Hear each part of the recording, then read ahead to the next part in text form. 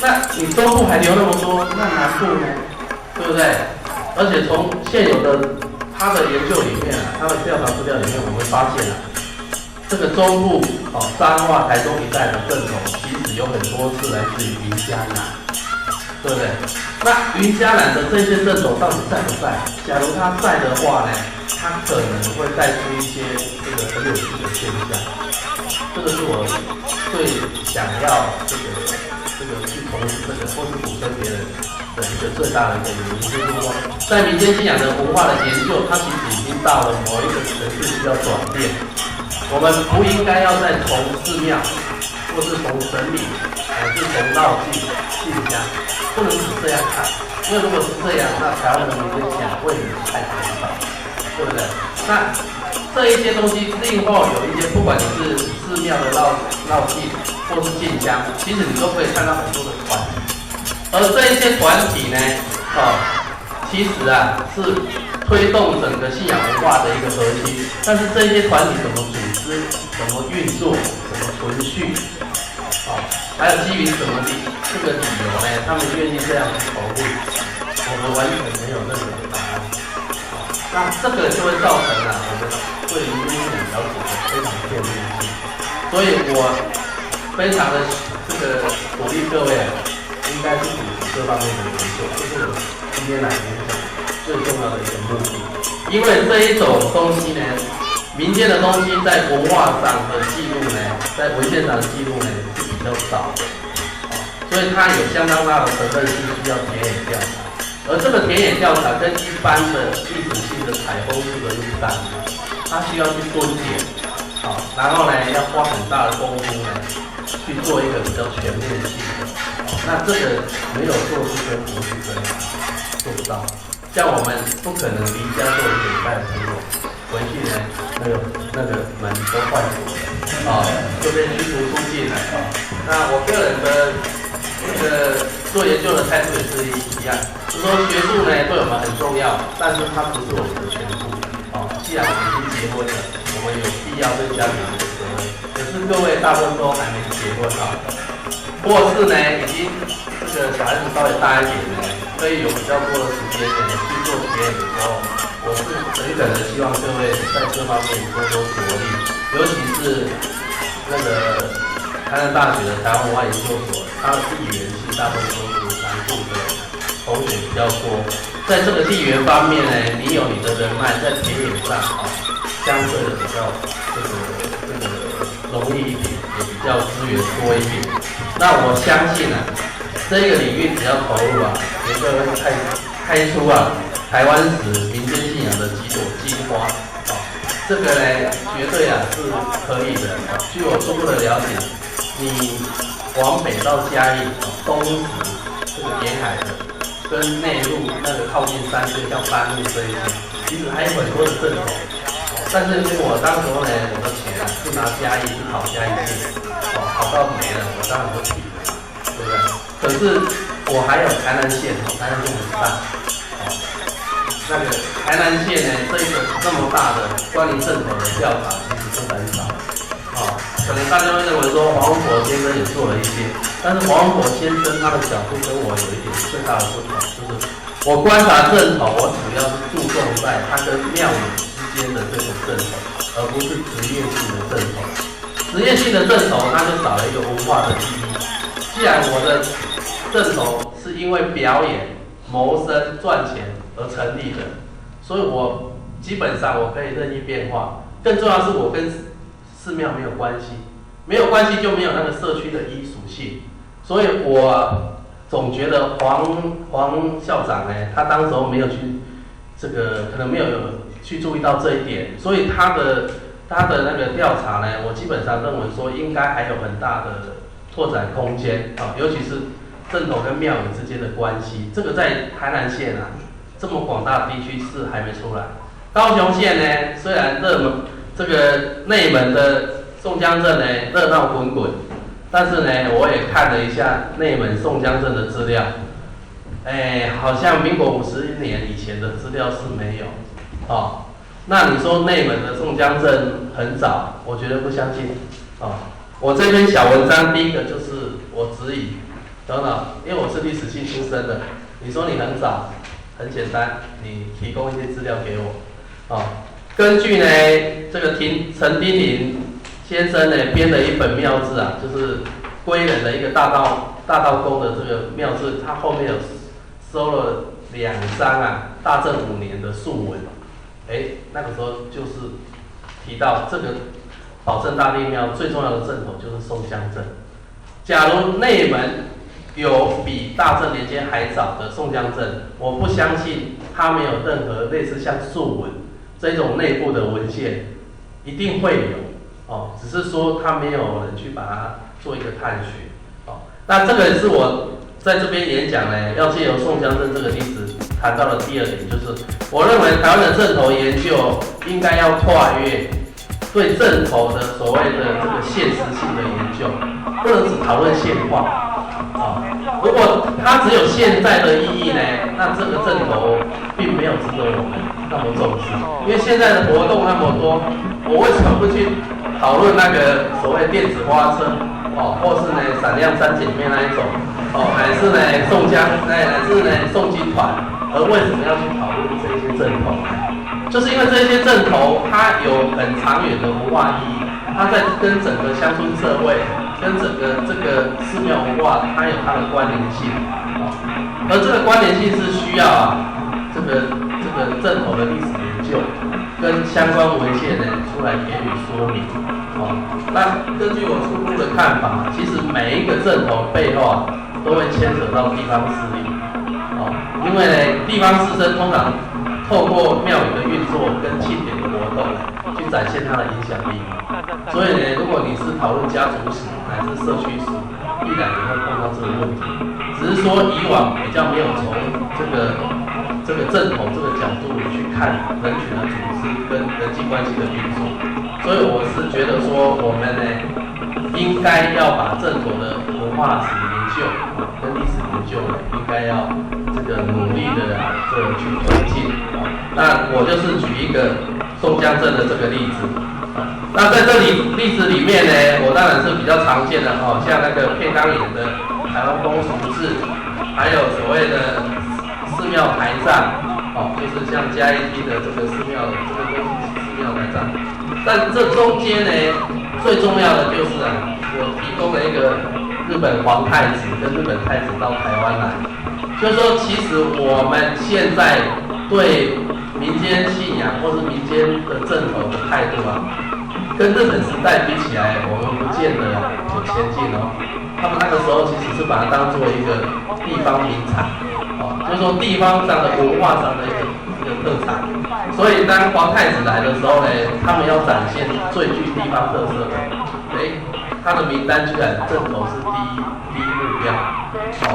所以呢，我基本上要澄清的就是说，在日本统治台湾时代除了皇民化后期皇民化那个时期之外，整个日本政府对台湾宗教信仰，尤其是这一种所谓的有意性的这个正统基本上呢，他的态度是比较宽容的因为他把它当作是一个文化现象。所以以往因为我们对这方面知道的太少，所以我们认为日本政府一定是压制，不然就是不予重视。可实际上他很重视就是你看皇太子来第一页跟第2页之间的时候呢，他有台南市呢有7个节目，第一个就是宋江镇，第2个是8爷9爷，第3个是北管你看北管是传统的比较属于雅乐型的这种音乐性的诗意就是一格，南管雅乐13音你看宋江镇跟将爷居然是名列前茅，这个呢真的是不可思议。而且更有趣的是其中的8爷9爷就是这个7爷8爷，在日本时期呢还是台湾文化的代表。因为呢他们在台湾办了一次博览会，结果呢这个很多日本人呢看到7爷8爷觉得很有趣，后来呢觉得这2个呢可以代表台湾文化，把他送到日本去参加那个整个日本的博览会然后呢后来又觉得不错呢，朝鲜博览会的时候呢就把他送出去所以我下一篇文章是要写七爷八爷游海外，主要就是讲这个故事，就是说你看日据时期，他对台湾文化的认知跟我们它是有很大的差异，而那个时候呢，这一些所谓的正头，它是得到一个充分的发展的空间。那既然它是被允许的一个发展的一个团体，所以当时候的记录啊，绝对不会少。少的是什么？因为我们没有去找。东西在那边，我们没去找，就认为没有。这一次呢，你们也很幸运啦，因为我那个时候跟我2个学生讲说，如果我有在这边开课啊，选我的学生呢，第一件工作就是要去找报纸，去找《日日新报》，找这个《台南新报》。为什么？就是要让大家去尝一尝。就是说从已经记录以往的事情里面啊，你可以知道很多东西啊，然后呢可以展现的很多东西是超乎我们被灌输的这种概念报纸是你跟过去最好的一个媒介而且呢会培养你的耐性做田野要耐心，找资料要耐心，没有耐性呢做学问呢很不容易这个我认为研究生这一方面可能也需要加一点这个培养。然后呢，我这个文章里面提的第4个这个问题就是宋江镇它跟地方庙宇的关系我们一般认为说这个镇头啊，像我的话就会认为说这个镇头呢，我会注意它跟庙宇到底是附属还是呢就是所谓的合作。附属就是庙宇提供一个场地让它放它相关的设备，然后呢提供经费，这2个是一个前提。假如没有提供经费的话呢，那2个之间的附属关系就没有可是呢，镇头一个最大的致命伤就是，不管是八家将、宋江镇，他人数都很多虽然他们不拿薪水，但是这一些人员的来来去去啊，花很大的钱。那跟庙宇有关的镇头呢，他在外面的活动呢是不收钱的，你不收钱只花钱，那你来发薪，难道还叫你花钱吗？天底下有这种人吗？对不对？如果有的话，也不会太多。所以金钱的一个供给呢，就变成它跟庙宇之间关系的一个很重要的一个切入点。那我是看到的是这个台南州慈庙明线里面是有提供一些不同的讯息，就是说，其实有一些庙宇，它真的自己成立自己的一个神明会，真的成立自己的一个这个游艺的一个团体。那他们就举了新义太子宫的2个宋江镇的这个会那这个宋江镇的会呢，告诉我们说，其实它有一个另外一个形态，就是它是用神明会的名义呢在存在。那神明会就有账册，神明会就有会员因为神明会就要吃会嘛，就分财产嘛。因为皇帝化反而这个宋江镇并没有正式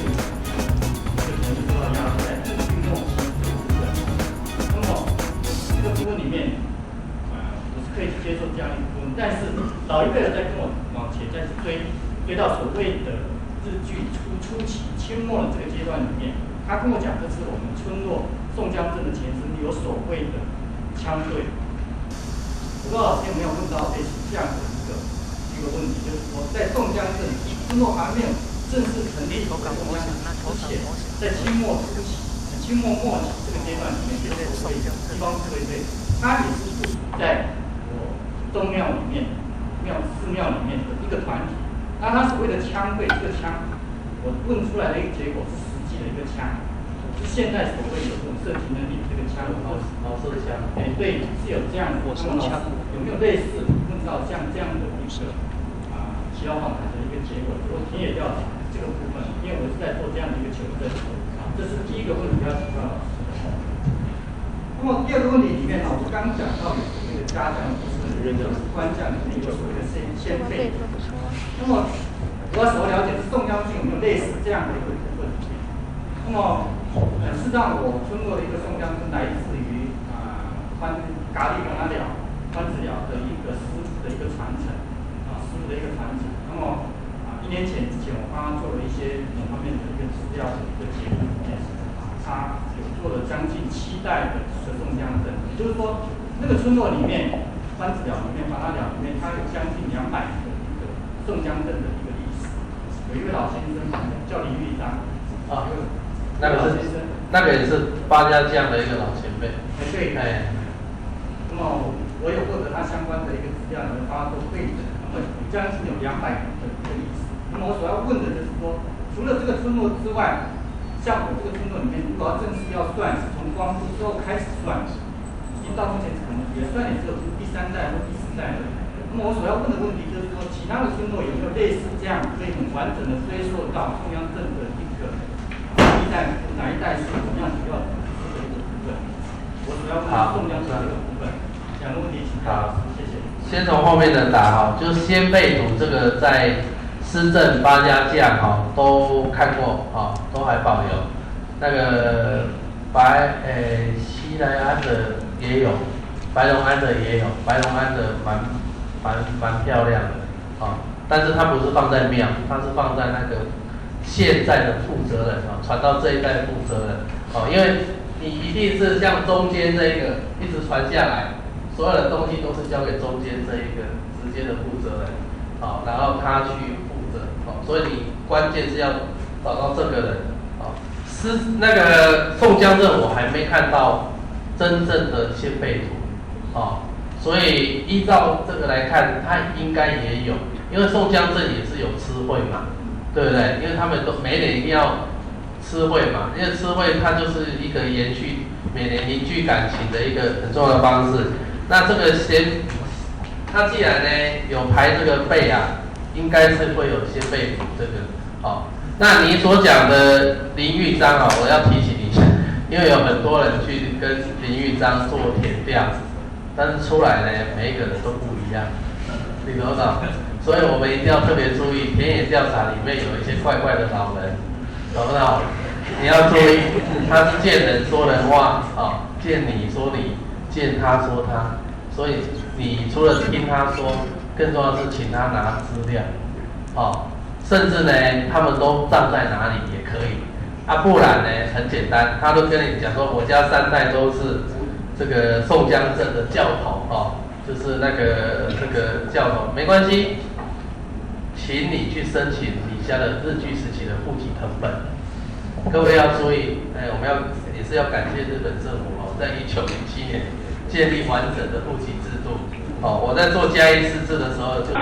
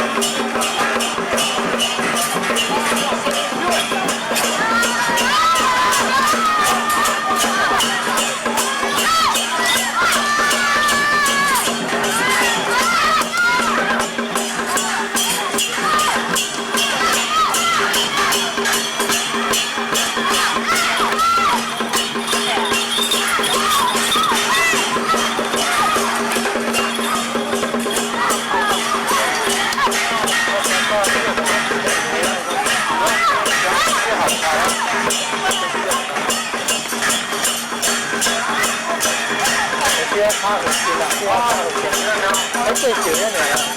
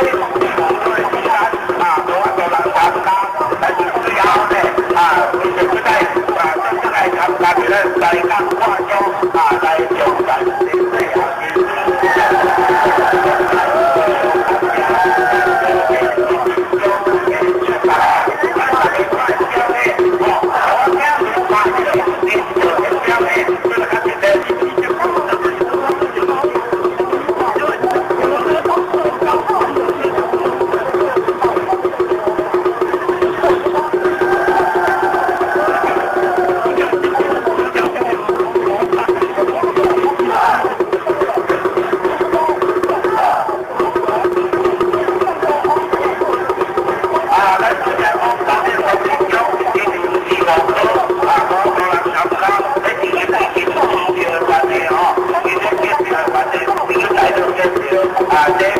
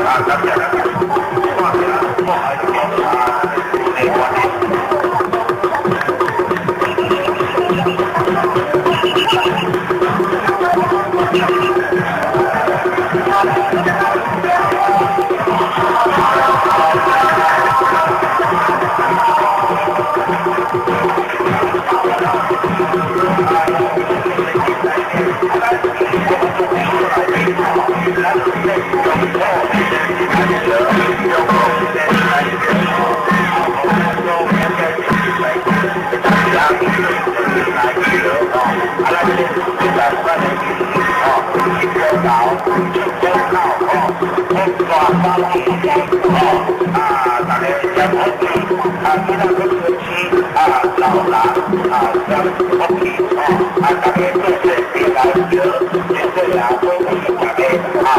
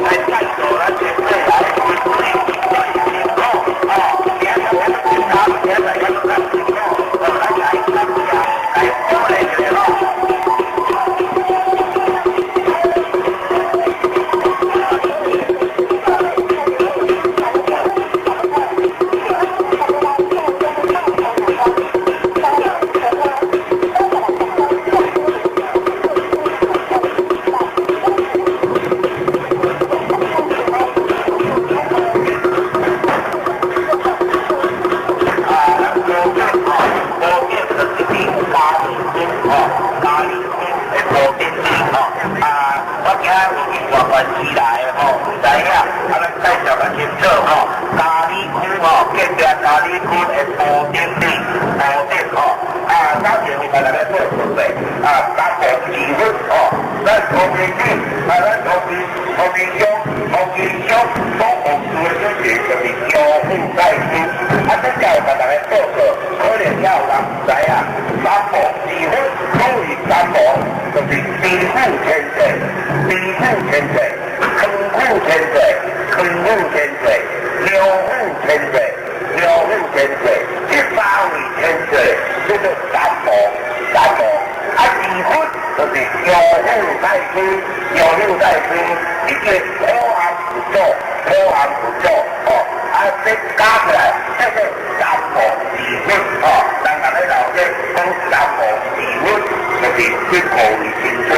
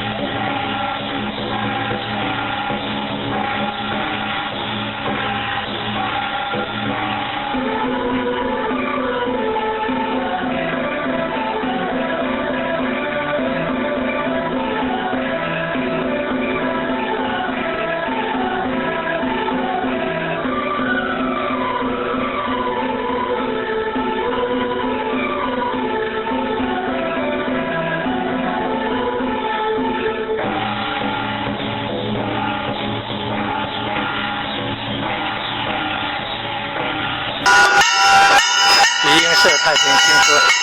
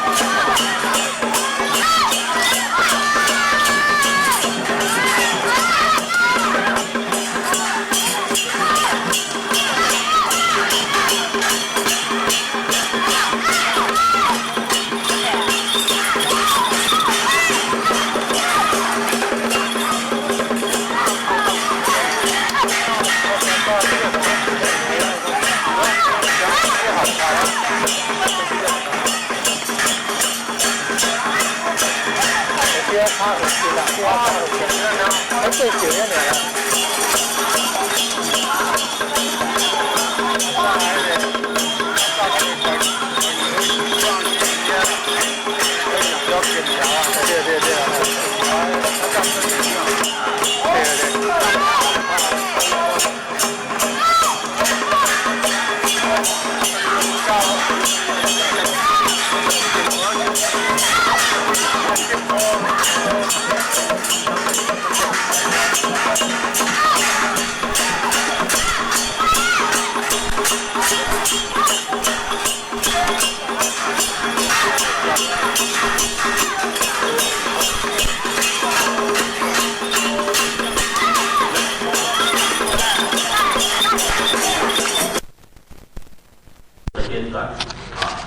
那么6月份我们请到现年已经80岁的黄有兴文献委员，黄有兴。那么各位应该都很熟悉，黄有兴到现在还非常的用功，虽然才80岁了我看他做用功的程度呢，我都觉得很佩服他最近又一系列的丰富的书毛线段应该很清楚，还在整理日时代的一些资料，还在整理非常的用功，80岁了前文献会的委员那么6月录取到他。那么再来，我们7月、8月因为是暑假的关系呢，我们暂停。那9月、10月、11月，我们会再安排各一场，那总共加起来一共8场的民间信仰的系列的讲座演讲。那第二个主轴就是我们在7月份或者是8月份，在这个暑假当中，我们办了一个系列的民间信仰的研习营为期3天那到时候我们会公布在网站。那么这个消息，请各位如果有兴趣的，可以这个注意一下我们的网站的消息那这些内容，我们到时候会有一个会建置一个专门的网站专门的网站呢，就是把这些历来每一个月的一个讲座的内容全部上网全部把这些内容呢上网那各位如果有兴趣浏览去探讨这些内容的可以上网查，甚至可以上网做讨论上网做讨论那至于暑假的这个民间信仰的研习营我们地点依然是在我们学校举行那时间目前都因为还没有完全的一个确立大致上会安排在这个7月底8月初这段时间，但是还没有确定那么请各位也注意一下这样的消息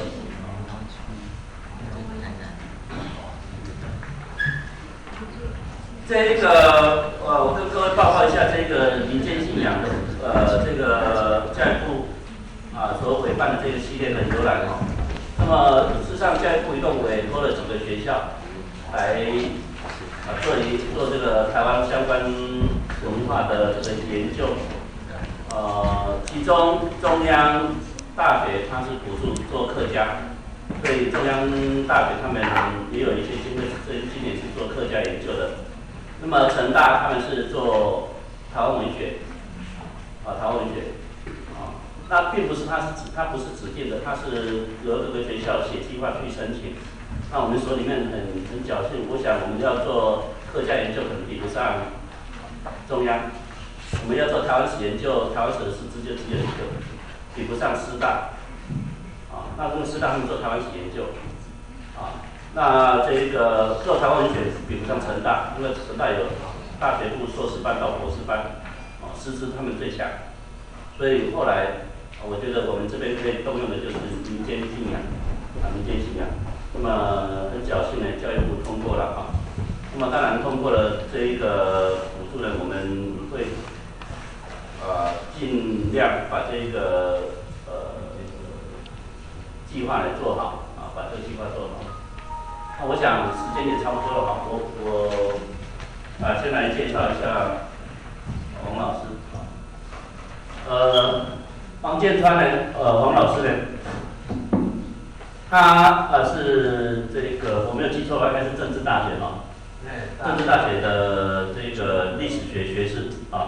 那么硕士呢是清华大学的历史学硕士，那博士我们是同学虽然我看起来比较苍老一点但是虽然我虚长他几岁但是很丢脸他的著作呢比我还多很多他的知名度呢高出我许多这是我一直觉得很丢脸的他的著作我想你们只要上网随便 Google 你打个王建川，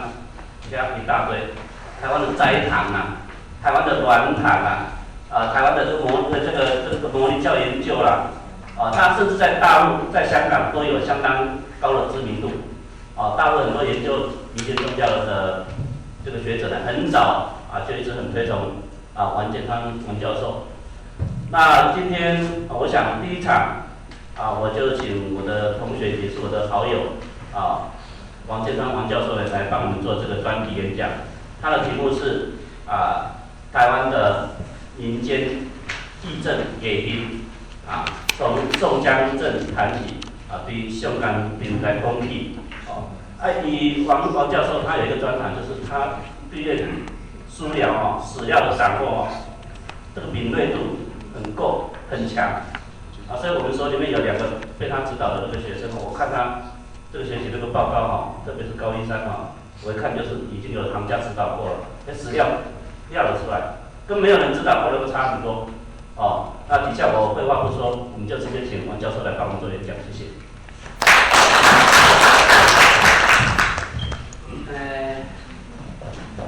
很高兴有这个机会啊，到会所来啊，本来我是答应到会所来接课，不过因为我们学校不大放心老师出去所以我来很之前也不敢逾越，所以呢就没有这个因缘。那原来的意思就是说，那就抽空礼拜3的时候呢，来跟各位同学呢交换意见希望对各位的论文呢，尤其是在宗教信仰方面呢，能够有点注意。那后来戴文峰戴教授呢，他打电话给我说要变成一个演讲，那我也没有想到是教育部的，我以为演讲嘛，其实基本上也是一个意见的交换。然后后来又说要交一个稿子，那我更烦恼了因为连岁末年终呢都是稿债的追在起但我这个人有一个习惯就是，我觉得好像没有什么特别的东西，我是基本上是不会写如果把以前写过的东西拿出来，又有一稿好几次的嫌疑我也不大愿意，所以我就是很匆忙的呢，就是给了这边台湾的正头这个基本上呢是我对台湾正头初步研究的第2篇文章，第1篇是8家将但是8家将呢，我从2001年完成到现在呢，我都没有把中文本拿出来，就是因为今年呢英文本出来了所以因为我要等着升本，所以我绝对不能让我的中文本呢提早曝光然后其次就是宋江镇。那为什么我在2000年的时候呢，其实因为接触到嘉义市治那嘉义市的时候，张博雅那时候当市长，他只有一个要求，他说嘉义市治呢，你跟嘉义市无关的呢，只能写3000字，其他所有的内容全部都要跟嘉义有关，所以就逼得我们所有参与嘉义市治的人都要去田野调查。我当时候接的是宗教篇民间信仰跟所谓的一贯道，还有天理教。那初稿写出来以后呢，是写85间寺庙，但是我发现一个现象，就是嘉义市呢的正头颇有特色，尤其是8家将，因为嘉义市的8家将呢，堂宇很多，而且更重要的是每一个堂都有一个庙，而在庙里面它有8家将的壁画，跟小的神像，这个在所有的正头跟庙里面是非常独特的我那个时候就想说，那这个东西呢，它到底是怎么回事？所以在嘉义市治的末期的时候，就开始有一个重点，就是转到所谓的家将等这一些正头的一个调查。所以到了2001年的时候，我交出嘉义市的市治的初稿的时候呢，我呢当时候跟他要求说，我们在宗教篇部分一定要立头港国小。假如呢我们篇幅下一队金鸟国小，请到准备区准备。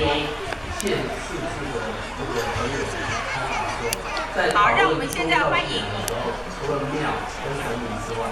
作为一个很重要的辅助团体，政府一定要把它纳入调查。假如政府调查呢，这一些文化呢，它即将慢慢的改变，这个是最早的。现在我们先。所以后来呢，因为调查8家将呢，就连带本校儿童宋江镇于民国81年元月4日成立，经因少子化因素而停训数年。在本校校长王嘉丽之奔走下，积极增新会民国99年重新主训，并请国家新传讲师方金生先生担任教练，本校李进先生担任助理教练，人员由2年级以上的同学。男女混合组成。平时训练利用社团和课余的时间练习。首次参加台南县99年国民中小学传统艺术比赛，荣获甲等成绩。第100年2月10日参加盐水风炮南一伊那森比尔森展演。本校宋江镇融合社区并结合国术教学，主训期间经常参加社区庆典活动，更常获邀参与各单位、社团重大企业表演，深获好评。现在我们欢迎第一头港国小，请大家以热烈的掌声鼓励第一头港国小。